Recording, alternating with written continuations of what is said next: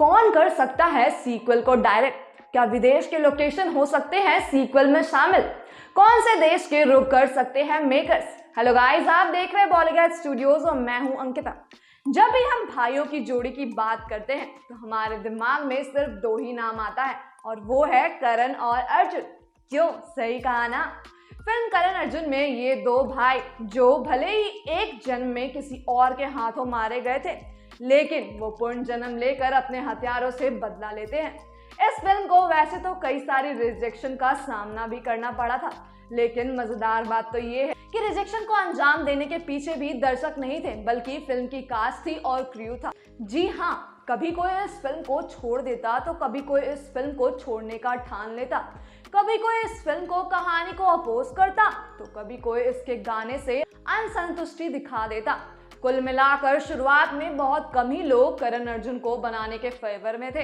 हालांकि ये राकेश रोशन की अटूट सोच थी कि जिस कारण उन्होंने इस लोगों के बातों की परवाह नहीं किया, करण अर्जुन को बनाने का सोचा, वही 1995 की इस फिल्म को प्रोड्यूस और डायरेक्ट करने वाले राकेश ही थे।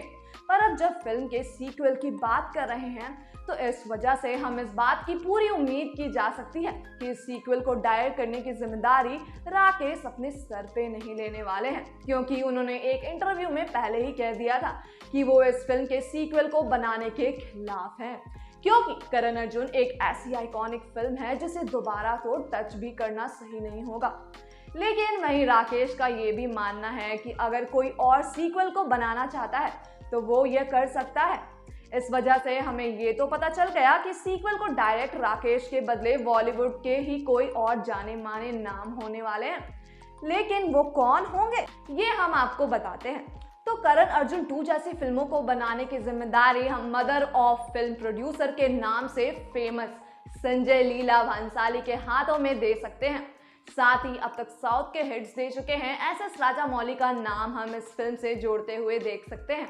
संजय लीला भंसाली के बात करें तो वो तो ऐसे भी हिस्टोरिक पुराने वक्त की फिल्मों को बनाने में मास्टरी हासिल कर चुके हैं, चाहे वो पद्मावत को लेके हो या फिर बाजीराव मस्तानी को लेके या फिर आलिया भट्ट से गंगूबाई काठियावाड़ी को ही लेके हो। लेकिन इन सभी फिल्मों में आप संजय की कला को रुतबा देख पाएंगे। वो एक जबरदस्त सीक्वल बनाने में कामयाब हो सकते हैं। वहीं दूसरी तरफ हमारे पास एस राजामौली हैं, जिन्होंने RRR, बाहुबली जैसे हिट्स दिए हैं।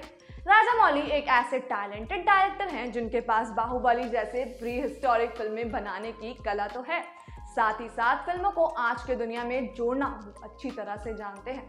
इस वजह से एस राजामौली करण अर्जुन 2 के लिए एक अच्छी पसंद हो सकते हैं। बात वहीं शूटिंग लोकेशन की करें तो जहां 4 करोड़ की बजट में बनी प्रीक्वल सिर्फ राजस्थान की जगहों पे शूट हुई थी, वहीं हम इस फिल्म के विदेशों का रुख करते हुए देखा जा सकता है। आजकल की फिल्मों में वैसे ही सिर्फ एक सॉन्ग या किसी एक्शन सीक्वेंस के खिलाफ खास दूसरे देश में की जाती है। दूसरे देशों के सुंदरता को अपने कैमरे में कैद करना, फिल्मों को दिखाना आजकल का हर किसी का स्टाइल बन चुका है।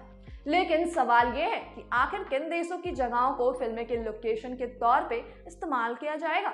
करण अर्जुन 2 जैसी फिल्में मेजर देश में ही शूट होगी, ना कि किसी और देश में जिसके बारे में लोग उतना जानते ही नहीं है।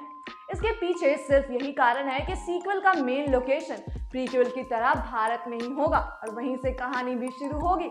लेकिन क्योंकि आजकल की फिल्मों में विदेशों की जगह को शामिल होना एक ट्रेंड बन गया है, इसी वजह से किसी ऐसे देश की सिलेक्शन की जाएगी जहां आना जाना आम बात हो और पॉपुलर हो। बॉलीवुड के पॉपुलर लोकेशन में शामिल है स्पेन, ग्रीस, इंग्लैंड और USA जैसे देशों को करण अर्जुन के सीक्वल में शामिल किया जा सकता है। तो आज की वीडियो में बस इतना ही। अगर आपको हमारा आज का ये वीडियो पसंद आया हो तो इसे लाइक करें, चैनल को सब्सक्राइब करें और अपने दोस्तों के साथ शेयर करना ना भूलें। धन्यवाद।